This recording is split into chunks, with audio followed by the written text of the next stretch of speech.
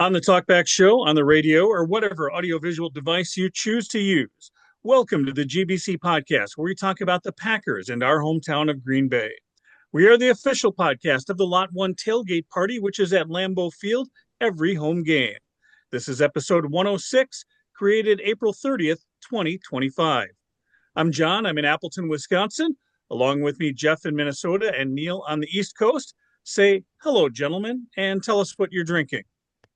I am triple excited about what the Packers did in this draft, and so I'm having a Frost dented triple IPA.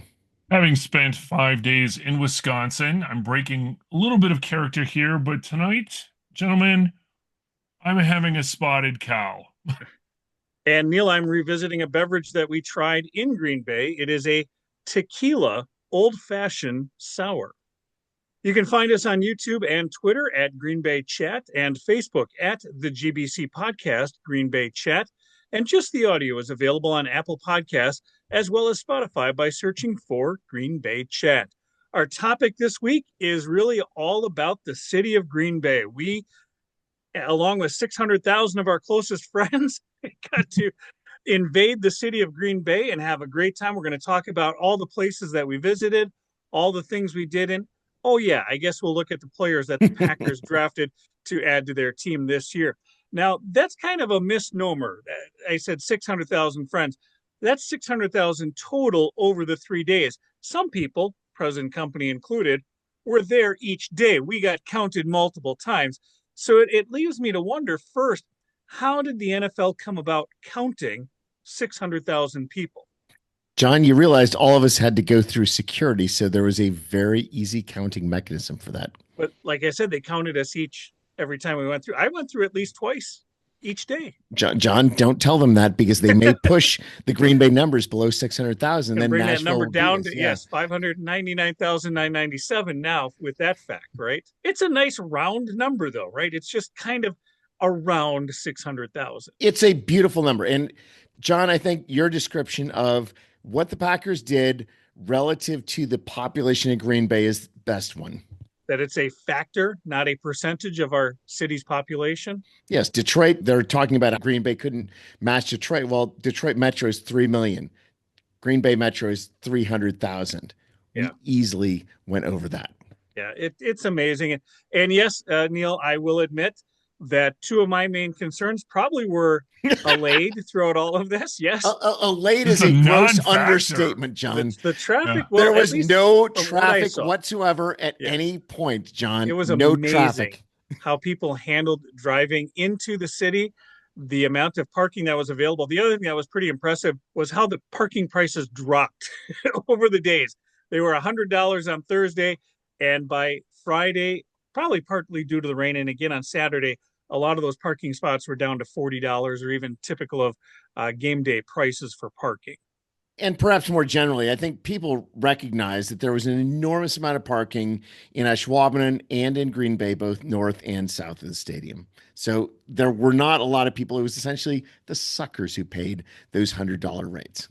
We technically paid a little bit. We did get a parking spot. We had a friend who lives just south of the stadium. The payment in kind, just a bottle of whiskey is all it took to get us a parking spot that we only used once out of the 3 days too, which was actually kind of weird how things worked out. It really was, for us anyway, a play it by ear kind of weekend. No matter, we knew what was going on, but we never really set a definite plan other than I think we knew Thursday night we wanted to be in a certain spot at a certain time. But other than that, Jeff just kind of went with the flow, right? Absolutely. And oftentimes those turn out for the best. That's when you have the most fun. Yeah. We went where the wind took us. And that started right away on Wednesday. All of us were around on Wednesday, and we decided we were going to take advantage of Green Bay on Wednesday night. We went to, what did we do on Wednesday? Why do you say that? Because I don't remember where we started on Wednesday either. The Lorelei. That's really the best. That's really the best situation. Like literally everything blurred the entire weekend. And yes, we did go to the Lorelei Inn first, which is pictured here. We went to First and Goal, which many of us did not expect. It was certainly not in our bar guide. We went to Merrick's for fish fry. We went to Jill's afterwards. It was just going with the flow and enjoying Green Bay at its best. And you mentioned first and goal. This is something that we didn't have on our radar. It did not show up in our draft guide, our bar guide that we put out. But what happened is once friends realize you're in town, you get text messages and people say, hey, this is where we're going to be. Our friend Scott, who runs the Lot 1 tailgate party, he and a lot of the Packer characters, I guess you can call them, were at first and goal. It's out on University Avenue on the far east side on Green Bay. And our friend JP joined us. We went out there and we had a good time really seeing some of the people that were decked out and ready to go for the draft. After enjoying the Sideshow Lounge, we decided to go out for a classic Green Bay fish fry, which thankfully Merrick's, one of the best in Green Bay, also has on Wednesday. And it was fun to just enjoy the fish fry in a situation where we did not have the pressure. In fact, I think that's one of the defining themes of the weekend is that essentially every bar that was not in the stadium district had a lot fewer people than they expected. And so you got to just sort of be in those places. And oftentimes when speaking with the bar owner, they were quick to point out that they did not raise their prices, especially on the east side, which was sort of a badge of honor, I think, for them. So it was sort of the anti-NFL establishment or whatever. When we went to these places, they just wanted us to know that we were welcome there and that they weren't going to try and screw us with prices. I mean, you were being in Green Bay. It was like a great weekend in Green Bay with maybe a different cast of characters than normally in Green Bay, but it was a Green Bay weekend overall that happened to stretch from Wednesday through Sunday. Right. Wednesday starts the weekend in Green Bay. Don't forget that. And part of the night, Neil, was specifically waiting for your friend Swann to join us from the East Coast as well. But once he landed, he took an Uber to find us over at Merrick's. And really, to my surprise, I think as well, A, it was easy for him to find an Uber. B, it wasn't surge pricing. And C, he made it across town relatively quickly. And I think that was indeed a theme of the entire weekend, that if you wanted to get anywhere you wanted, Uber prices, except for immediately after the draft let out every day, they were all completely reasonable. And so you could enjoy the city under the conditions you wanted. In the Uber that I took, he was busy and he was collecting kind of where the people were from. And he had driven people from all over the country. I took an Uber on Thursday and he had said that he had been going since 11 o'clock that morning. The Green Bay Uber drivers, or if they came from other places, they did very well over the long weekend. And when your friend got into town, Neil, he met us at Merrick's. We had a great meal there. We went over to another favorite spot, Jill's over on Bodart. But I do want to point out, he proudly wore his Washington colors, his Washington football team colors, both Wednesday night with us and all day Thursday. He really didn't get a lot of shit from anybody for that either. In fact, there were some people that came up and talked to him specifically because of that. What kind of feedback did he give you about his time in Green Bay for those 2 days? Swann said that this was one of his favorite fan experiences for anything that wasn't a game. And I had this experience talking to fans of basically every team, including fans of really the only two teams that were booed, Detroit and of Chicago. They just thought this was a really fun experience. They really enjoyed everything about being in Green Bay. And what Swann specifically said is, I'm looking forward to meeting all of you guys at Jill's when the Commanders play in Green Bay this fall. You know what? He's already invited, and we will definitely be there, right? We'll be there at least to tailgate, and we'll find a way to hit Jill's up as well for another beverage, another fun spot in Green Bay's downtown east side. The other thing we did with Swann, though, is that we took him to City Stadium in Green Bay and showed him where the Packers won 6 NFL titles. And he thought this was like super neat. It's like this high school stadium, this little small place in Green Bay, someplace you wouldn't get as a general tourist, and enjoying City Stadium.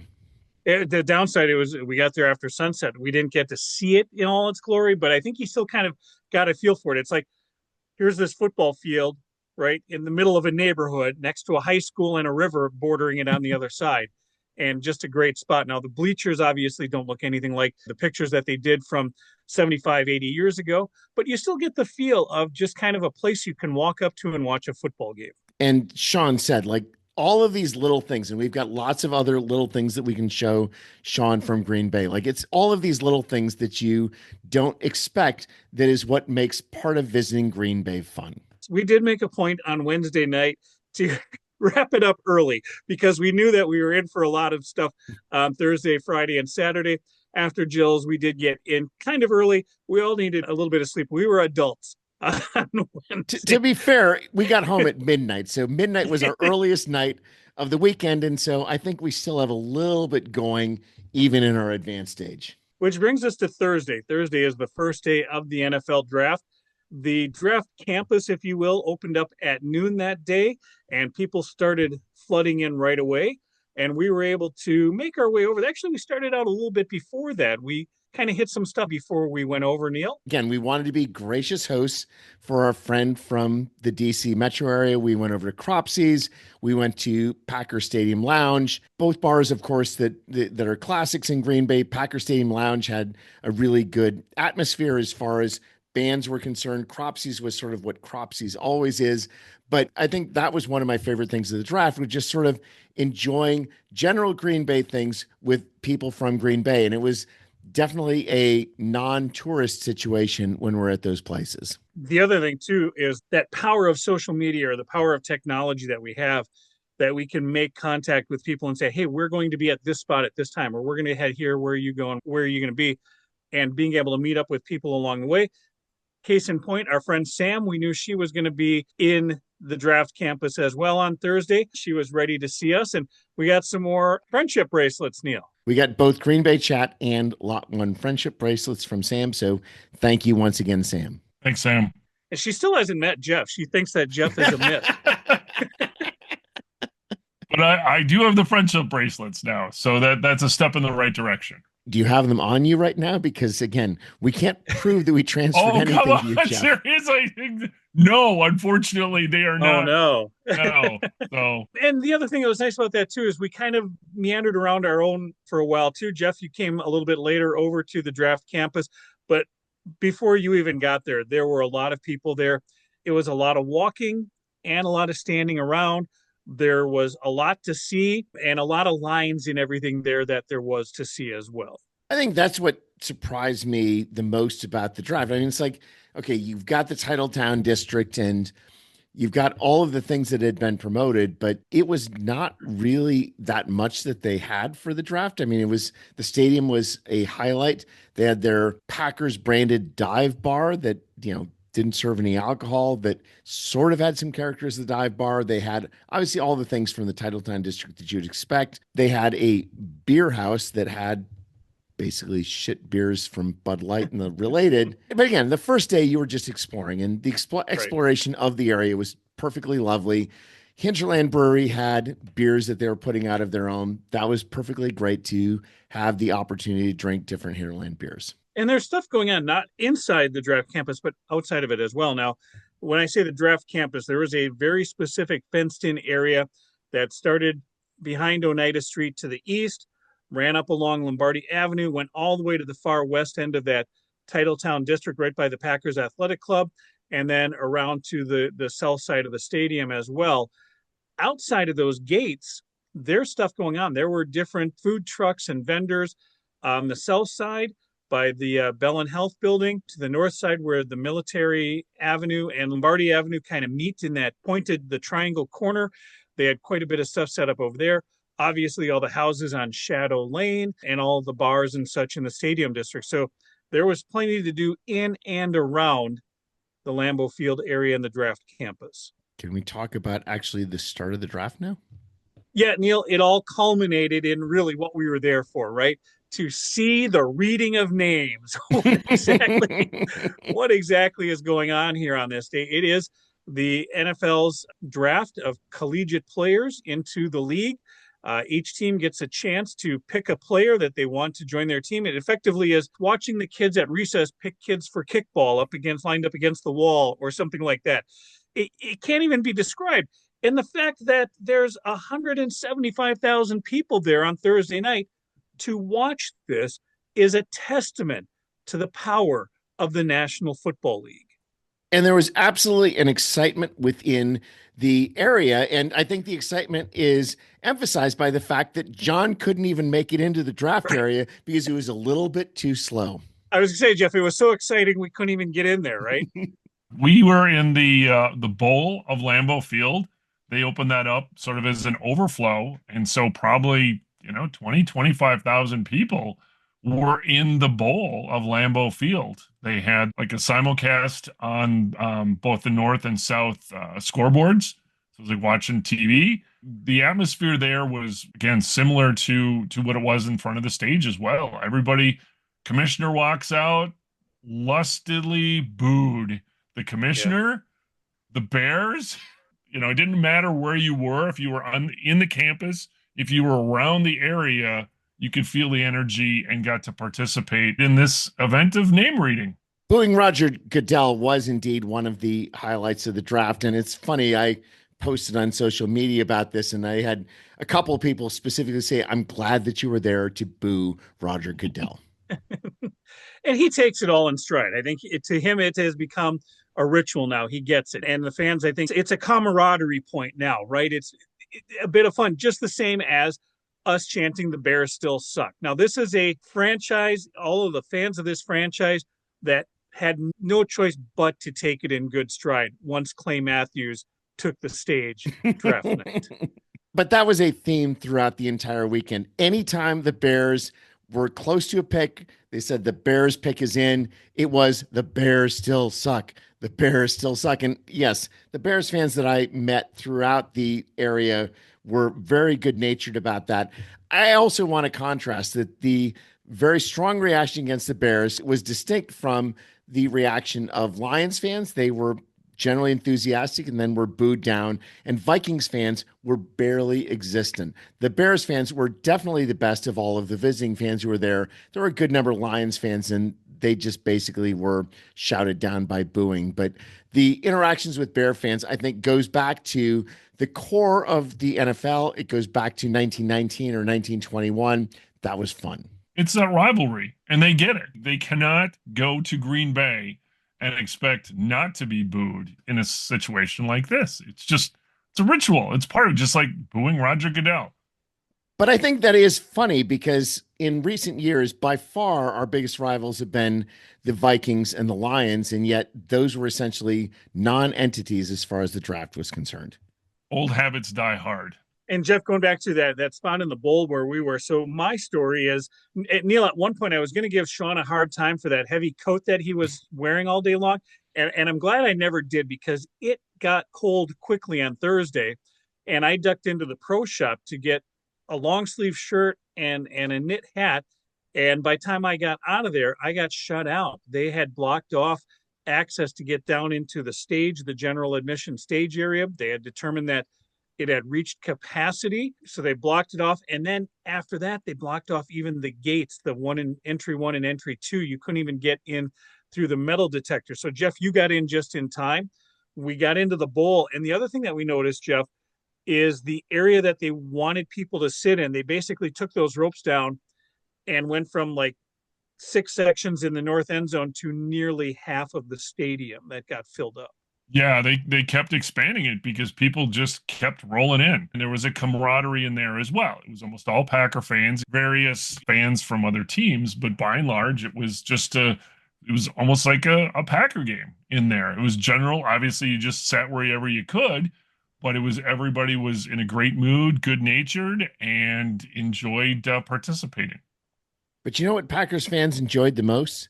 That first round draft pick of the Packers. And I mean, there was excitement throughout the first round, but as Packers fans realized there was a chance that one of those wide receivers or one of those cornerbacks could come to the Packers. Like I remember going through, we got to the 15, 16 pick, and we went through all of the players that were still available. It's like, oh, we're going to get one of the top cornerbacks or one of the top wide receivers no matter what. And we didn't know where it was going to be until after the immediate pick before ours. But that sort of excitement, that building up of Packers fans knew who we potentially wanted to pick. And it got to a certain point. It's like, we're going to get one of the top players of the draft that we're targeting. And kudos to the NFL for playing to that by bringing out Mark Murphy. And boy, talk about somebody that just played the crowd. And it was a nice farewell. I think it was a really, really classy thing to do. And he just reveled in the moment and delivered then with that pick as he kind of drew it out. And that just, it was sort of a crescendo that built kind of the more he talked, and he just threw in a couple teasers in there. So by the time he announced the name, once he most said, people were once there. once he said, for the first time since 2002, everyone know. And let's play that video from the crowd. Neil, roll that beautiful bean footage. With the 23rd pick in the 2025 NFL Draft, the 13-time world champion,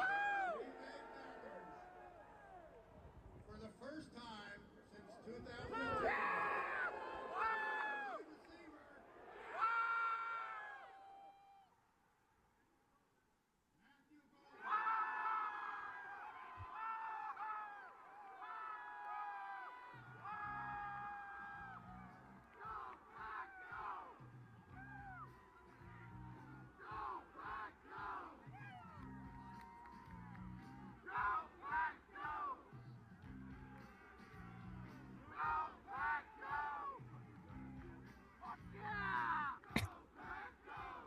The best part of that video clip, Neil, is now we can say your brother has made it to the podcast. There was a lot of celebration in the area in front of the draft, and it was just pure joy. And as I said, as the picks were approaching, it's like, well, we have to pick Matthew Golden. We have to pick Matthew Golden. We have to pick Matthew Golden. And when we did, it was just like pure joy. It's like, this was exactly the right pick for this draft. And the pick that Peter wanted. Yeah, we had on our draft preview with Peter, I asked him, give me a pick from the head and one from the heart. His heart pick was, oh, I really want Matthew Golden to be a Green Bay Packer, and he got his wish. So we're very happy for Peter as well, and everybody else that was rooting for Matthew Golden to be the next Packer and a Packer wide receiver. But John, you also got this pick right too. I did to an extent. Yes, I pulled a name out of the hat. Now, technically, the scenario that I had written on that was that I thought the Packers would have needed to trade up. That's what I had written on the sheets that we put in, but I still got the player right in Matthew Golden. So yeah, it's proof that no matter how much hard work you do putting together the draft, you have just as much chance getting it right, picking a name out of a hat. We did stay through the 32nd pick of the first round. Our friend Swann had the Commanders pick. He was very excited just to be there. I really enjoyed actually all of the excitement of the fans waiting until the end of the first round.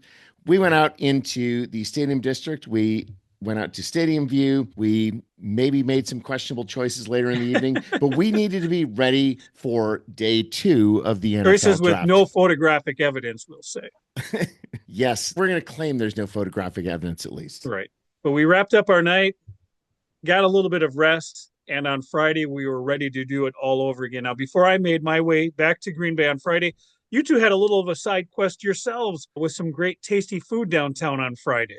We did, John. For charitable purposes on Washington Avenue, there was a Booyah Fest. Booyah. Booyah battle. Booyah. A Booyah battle. Booyah. Booyah battle. Sorry, alliteration and everything. A Booyah battle. There were 13 representatives, and for just $3, you got a 6-ounce tasty bowl of Booyah.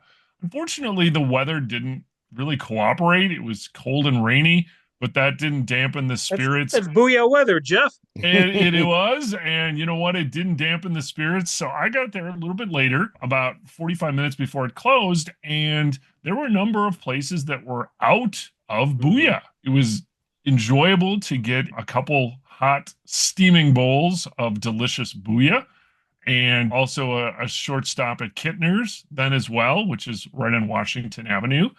And then a quick trip to the job site after that. And then continuing the food theme, Cranky Pat's. And I did finally make my way to Green Bay. It was to catch up with you guys at the job site. And it was a perfect day for pizza. And we made our way over to what is now Cranky Pat's Pizza on Bellevue.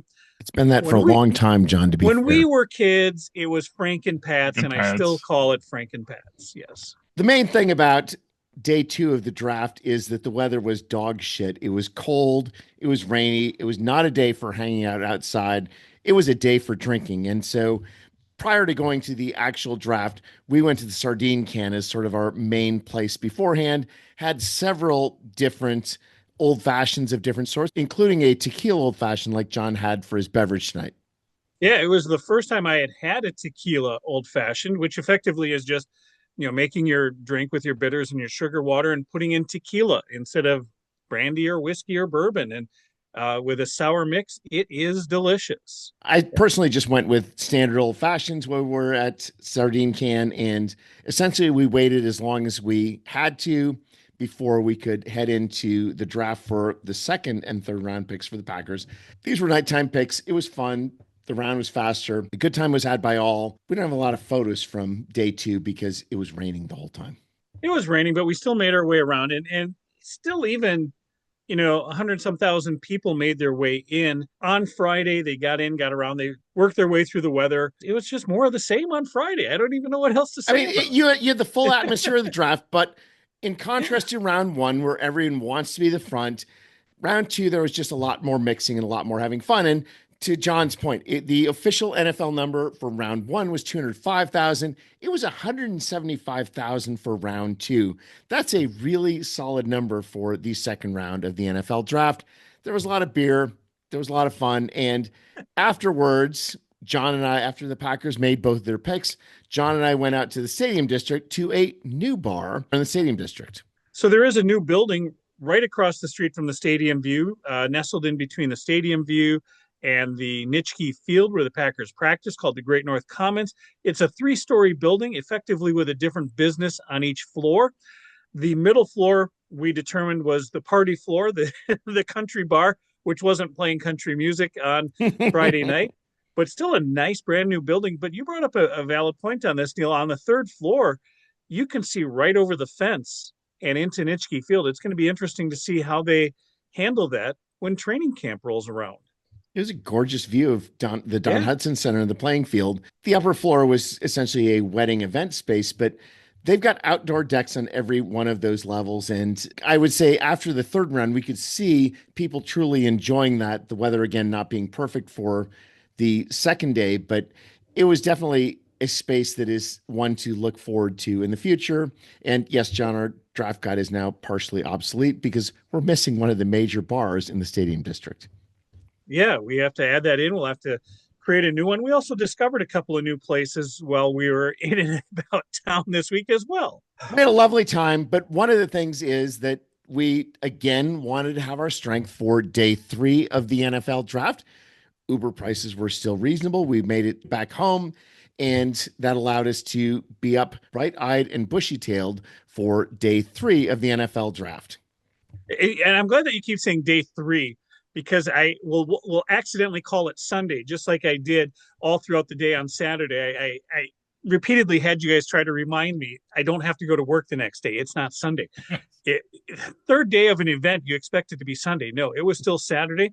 But we ended up at one of the houses on Shadow Lane. These are the houses that are all there are, privately owned, and they typically have private parties for tailgate parties on game day. But, we're the GBC podcast, so we got invited to the Pro Football Hall of Fame party house on that Saturday morning. Beautiful view from the deck above the garage that you can see Lambeau Field in the background. But even better, we had some Hall of Famers to talk to on Saturday. So first of all, I'm thankful to Paul and to Mark for getting us invited to this house. But yes, we had an incredible experience on Saturday where each of us got a 5 to 10 minute conversation with Jerry Kramer. We had an extended conversation also with Lynn Swann, but this opportunity to just sort of talk with Jerry Kramer, and he was the most gracious host you could ever imagine. Like, he just went and wanted to talk to everyone. I think that if there hadn't been people waiting in line, he would have kept going on for hours with each of us. And we would have relished in it. It would have been amazing. that would live Jerry up to his reputation. Jerry is a person who does like to talk to people, and he is a great ambassador for the city, a great ambassador for those teams of the 60s. And he had a great story. He didn't tell each of us the same story, which was pretty impressive. We each had a chance to chat with him, and he told us all a slightly different story, and with what he had told me, he kind of even used the Lombardi voice when he grumbled about Lombardi and Lombardi yelling at him. But the interesting question that I asked him was, when Coach Lombardi was away and the players are on their own, who took over the role? Who kept you guys straight and made sure things were going well? And without hesitation, he said, Willie Davis. And now, Jeff, as you learned, he and Willie Davis were roommates. They were, and he told me a little story about Willie Davis's nickname was Dr. Feelgood. Dr. Feelgood. And why was he Dr. Feelgood, Jeff? Because he made the ladies feel good, John. Oh, my. He did not tell me that. But no, he said Willie Davis was a great leader of the men during practice. The other name, Neil, you would like that he threw out there, and he said, and Bob Skoronski was a man that kept them straight, kind of kept that line intact as well. And I'm glad that he said that, because Skoronski really is the forgotten man of that offensive line, right? We know Forrest Gregg, we know Jerry Kramer, we know Fuzzy Thurston, right? Skoronski was there at the left tackle position throughout all of those years. Only made one Pro Bowl, is not in the Pro Football Hall of Fame. But according to Jerry Kramer, he was the guy that led the team and kind of took over that coaching role and fatherly role that Lombardi had when he wasn't around. In contrast, I talked to Jerry Kramer about Jordan Montana, and this is sort of one of my favorite things of randomly talking to people is you bring up some fact that they don't expect. Jerry Kramer grew up in Jordan, Montana. I said, hey, 4 years ago, my nephew and I were driving. We went out to Jordan, Montana, a town of 200 people. We go into a bar hoping to get some food, and it's a Packers bar. And we were told all of the legend of Jerry Kramer in Jordan, Montana. And then Jerry went on and elaborated for several minutes about how much he loved growing up in this small town. And this is all a gentleman recalling these stories. Jerry Kramer's 89 years old. Yeah. And when you're talking to him, as you see in this picture here, we all were face to face with him, and just the twinkle in his eye, just he's got very blue eyes, just sort of the twinkle in his eye. He loves telling these stories and sharing this history with whomever wants to listen. Yes, the overall graciousness and excitement that he took to talking with us, it made us feel welcome. And it's unexpected to take somebody who is an absolute NFL legend and for him to go and spend all of this time just sharing his life with us. It was amazing. And after talking to Jerry Kramer, we did have an opportunity. Then we kind of cornered Lynn Swann. He was hiding in the other tent in the backyard. And we went and cornered him there and really did a stand-up, almost like an interview, Neil. It was like, gosh, I wish I had been recording this conversation with Lynn Swann. Now, that probably would have changed the dynamic of the conversation, but it's a moment in time that we got to share, hearing Lynn Swann tell some tales of his career in the NFL. Yeah, I mentioned to him that, as Packers fans in the 70s, when it came to the playoffs, we didn't really have anything to cheer for. And Packers fans absolutely gravitated towards those Steelers teams of the 70s. And his just face lit up. But just sort of him talking about whether it was Terry Bradshaw or talking about Jack Lambert, he interacted with us in a way that you just wouldn't expect some random all-time NFL great to interact with a bunch of just random schmucks from Green Bay. I did not in any way expect the level of graciousness that he had and excitement he had in talking with us. We asked some dumb questions, or at least I asked a couple of dumb questions anyway, and he didn't shrug us off. He took it with a grain and gave a good smile. But the best question he asked us, Neil, was, just how much Packer gear do you guys have? We do not have a full closet worth of NFL gear. Thank you, Lynn Swann, for asking that question. He also looked like, I didn't mention this when we were talking to him, I kind of wanted to, but he looked like he still could have outrun all of us. I'm pretty sure that's the case. Yes. I mean, actually, in our discussion with Lynn Swann, one of the questions that he was asked was, well, do you remember some of these great plays, these all-time great plays that you're known for? And he said, well, I can describe them because I've seen them on video, but he was just talking about essentially every single route he run. He had this singular focus on the route he run, how he's going to beat the defender and how he's going to make the catch. And he didn't say it this way, but what he essentially said was, to be an all-time great, you've got to be focused on every single route. Every single route, you've got to run the best possible route you can. And it was just amazing to hear him describe this focus and how he couldn't describe his great catches because in the time he was doing it, he was just focused on beating the defender and making the catch. All in a day's work for Lynn Swann. After we left the Hall of Fame house, we did some more walking around the stadium, and we ended up in a spot that we wanted to get to by design. There's a spot on the corner of Lombardi Avenue and Ridge Road in Green Bay. At that spot, there is I guess it's a large, I can't even call it a plaque, Neil. It's a large granite sculpture of some sort that is dedicated to Jack Vainisi. Jack Vainisi is the man who was a scout for the Packers in the 1950s and is credited with drafting many of the players who became Hall of Famers as Green Bay Packers. But the gentleman in the picture there is Jack's younger brother, Sam Vainisi, himself a world-renowned veterinarian. And I say younger brother, Neil, you were floored. I asked Sam how old he was, and he said 94. And I think you almost fell over when he said that.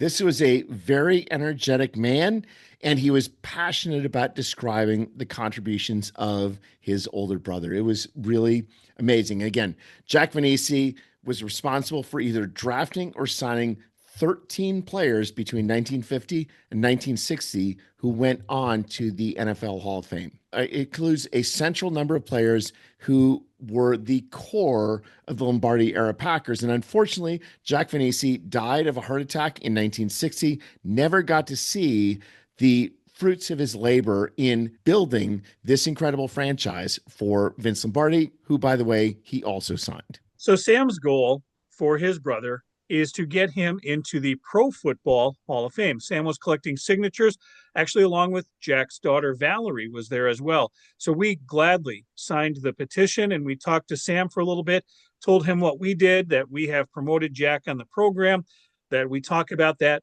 kind of forgotten era of Packers history, that we want to make sure that people understand just because the team's record in the 50s wasn't very good doesn't mean they weren't rife with good players. And really, there was just a foundation that was built in that 10-year window.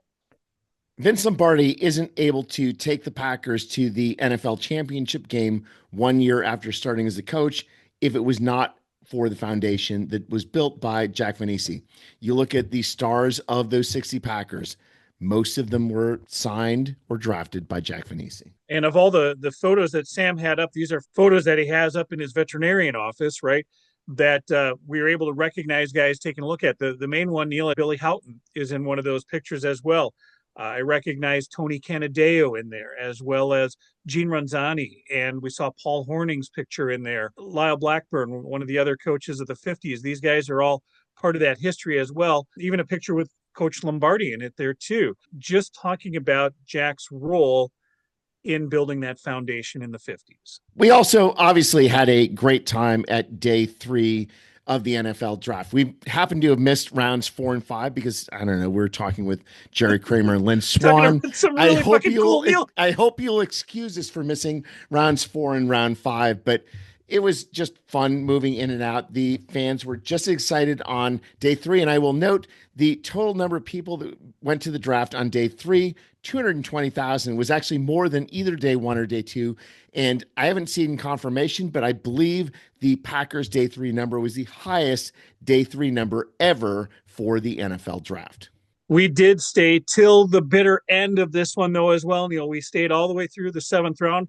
And John, I'm a country music fan, so watching Brad Paisley was not a bitter end. It was a happy end, to be fair. I meant the bitter end of the draft, because even in that 7th round, Neil, the last time the Bears got to pick, the crowd still chanted, the Bears still suck. It was very vociferous, yes. Suck.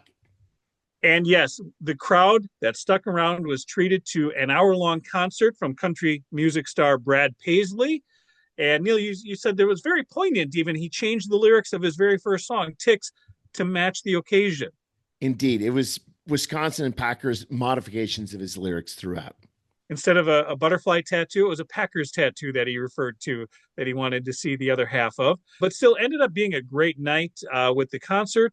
We then make our way out. That was an experience. There's a mass exodus of people leaving the stadium on Saturday, but we eventually got caught up with Jeff and some other friends of ours that were also in town for the draft as well. Actually, they lived there, Tim and Denise, but they were there and they made their way over to us. We met up after our post draft meal at Kroll's East, we should mention, not Kroll's West, but Kroll's East. And then we ended up at, again, one of our favorite haunts, the Lorelei Inn on Webster Avenue. But it was a quality night of drinking after day 3 of the draft. We were all celebrating the joy that we had of the Packers draft.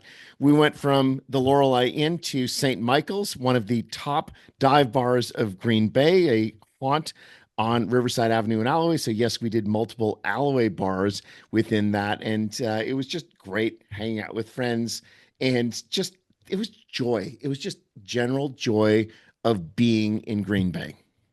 It was a day where truly the road went on forever and the party never ends. We mentioned Tim and Denise there in this picture as well, but also Philip and Noel. They joined us as well. Actually, Noel was responsible for everybody being there because she drove the whole crew to meet up with us at the Lorelei and then over to St. Mike's. So again, thank you to them for not only being great fans of the podcast, but for joining us out in Green Bay as well.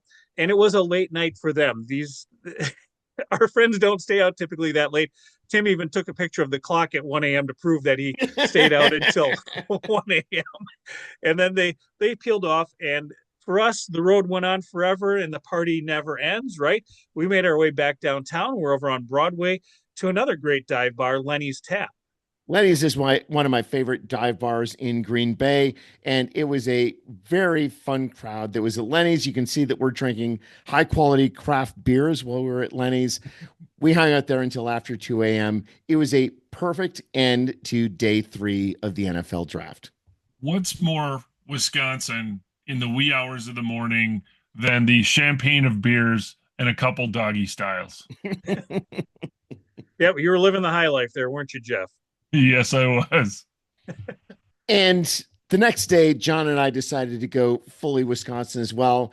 We had a dive bar tour of the Upper West Side, Velp, going up to after Sabisky. Brunch. After Sunday yes. Brunch. We went up to Sabisky. We went to Swamico. Schutz's is now a favorite bar, and the Avenue Bar is also a favorite bar. And I would love to talk to you about why we love the Avenue Bar so much, but you're going to have to talk to us personally about that one. Yeah, that's off camera talk right there to the Avenue. And we do look forward to going back to some of these places again when the regular season rolls around. We were assured that Schutz is packed shoulder to shoulder on Friday and Saturday nights. We hope that rings true when the season rolls around as well. But nonetheless, a great tour of Green Bay for us. We had a great time all in all, getting back together again in our favorite place. But, there was one part of this whole weekend, Neil, that was kind of important that we haven't really talked about yet. And I suppose it's just that we may as well read the names as well. We picked 8 players in the NFL draft. And Matthew Golden, obviously, we've already talked about. We've shown the video. Obviously, we were excited to get this first round wide receiver.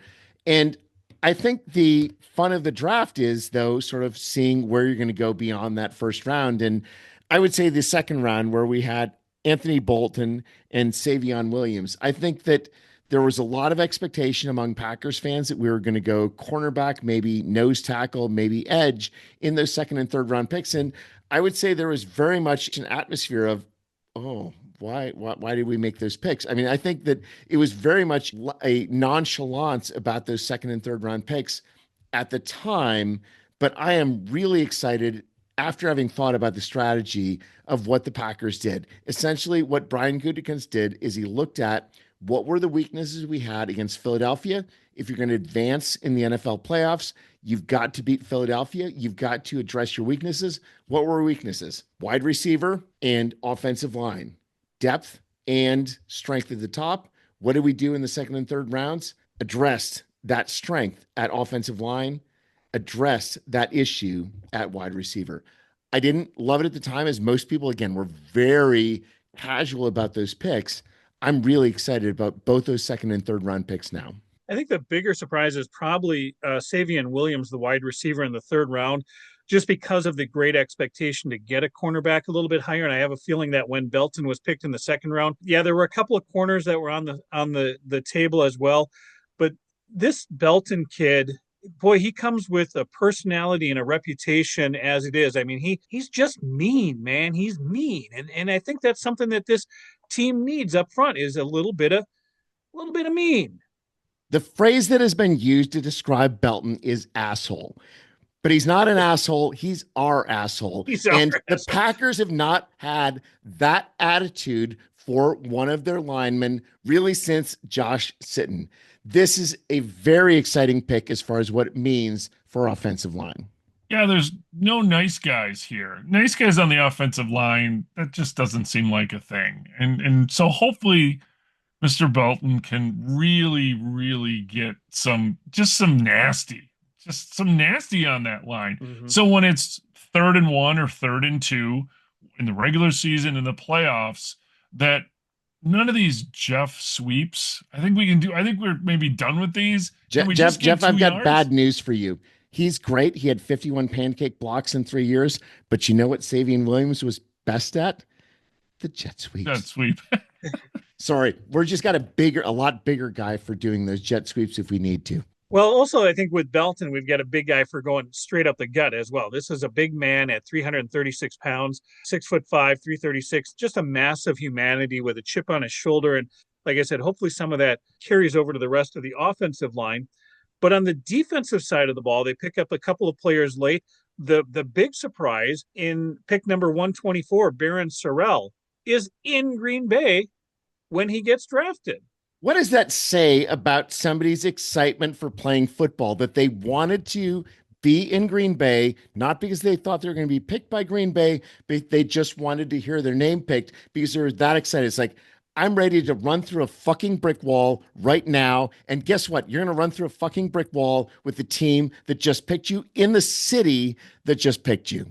Yeah. When he was picked, he made the most of it. The big bear hug with the commissioner, the selfies in front, the immediate press conference afterward, and by all accounts, just an amazing, very misty, very dusty press conference.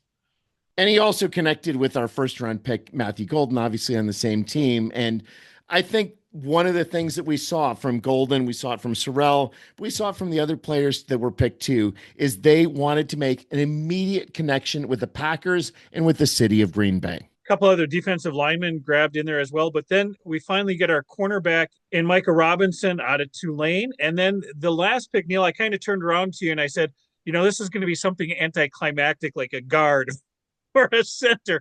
And sure enough, John Williams from Cincinnati, the last player picked by the Packers, pick number 250, is an offensive lineman. Yeah, you need that depth. But I want to go back to Colin Oliver as a edge rusher, but somebody who can play both edge and can play the linebacker position. 6'2", 240, somebody who's got that flexibility. And Warren Brinson, we're going back to that Georgia well. 2 college football titles in 21 and 22, defensive tackle, but also can play everywhere on that line. We've built up players who are going to be able to make contributions all throughout this team. We looked at where our weakness is, and I'm going to give Brian Gutekunst an A+ for this draft, despite the fact that the geniuses who run the mock drafts said, wow, the Packers are B-. Well, guess what? There's a reason why you people aren't picking for NFL teams, and I'm going to trust the people who pick for NFL teams. You are just as much of a genius as the rest of them, Neil, so I appreciate your A+ grade. We'll also point out that after much controversy of jersey numbers, Matthew Golden has settled on jersey number 22, a unique number for a wide receiver, outside of he had 81 at the beginning. And you know me, I think he should have been able to keep jersey number 1, but that's a story for a different podcast. So not only did the Packers draft 8 new players, they actually signed a very intriguing Isaiah Simmons, a linebacker who has played with a couple different teams now, but a very highly picked linebacker. He was the 8th overall pick in 2020 by the Arizona Cardinals. He was the Butkus Award winner in 2019 and has played in 85 consecutive NFL games. It's flexibility. He's got some durability. He's 6'4", 238, kind of a hybrid linebacker, kind of maybe a safety. Who knows where I this mean, guy that's the thing. plays? He's played edge, he's played linebacker, he's played safety. The expectation is that Jeff Hatley will find a place for him that is going to allow him to reach the potential that he had as a top 10 former pick in the NFL draft. Certainly, when the camps start happening, we are looking forward to these players and pads and their actual jersey numbers, whatever those may be. But for us, the next big thing is the schedule release coming up in mid-May, and we'll be making our selection for the next GBC podcast road trip. Stick around for that, and we hope this year maybe you can come with us on the road as well. If you're watching us on YouTube, please hit subscribe, leave a comment. You can find the GBC podcast at Green Bay Chat. That is all one word. We are on Twitter, Instagram, TikTok, Snapchat, Blue Sky, Apple Podcasts, and Spotify. On Facebook, it's slightly modified as the GBC podcast, Green Bay Chat. And you can follow us on any and all of those social media platforms. And may you fully appreciate the magnitude of your impending good fortune. Thanks for joining us. Good night.